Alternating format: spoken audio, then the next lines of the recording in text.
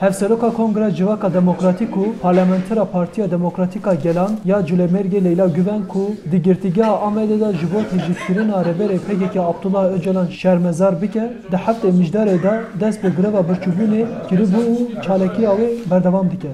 Herkes mafiydi de. Eyvallah khairat. Jibo pişkiriya çalekiya Leyla Güven'e Lewan, Ahmet, Cülemet, Reha u Adene penç kom dest be greva birçubune kirin. Koma kulu avahiya HDP'ya wane dest be greva birçubune kiri jibo pişkiriya Güven uha axivi.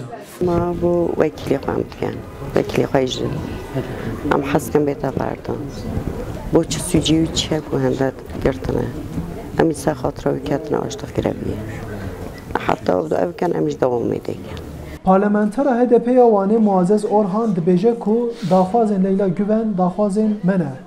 Tecrîta ser serokatiya gelê Kurd ji ber wê Leyla Güven kete çarekiya birçîbûnê ew tecrîta ser serokatiya gelê Kurd ne tenê ser serokatiye ser gelê Kurd hemiye ser jiyana Kurdaya ser zimanê Kurdaya ser çanda Kurdaya daxwazame ew e ku ew tecrîta ser gelê Kurd ser serokatiya gelê Kurd bêra kirin. Hevseroka DVP'ya wane Aynur Tarhan got ku çalekiya Leyla Güven çalekiya ji bo gelê Kurd e. Divê em bibin dengê Birêz Güven.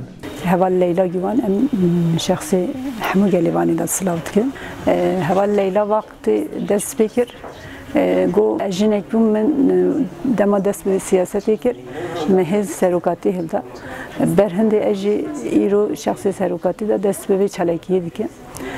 Em jî jinê Kurdin hevalê Leylayê ne em jî çalekiya Leylayê pîroz dikin. Dixwaziya me bi lezgînî di serokê Kurdan ra hevdîtin bête kirin. Hevşaredara berê ya Artemîta wane Rojbîn Çetin jî wiha axivî.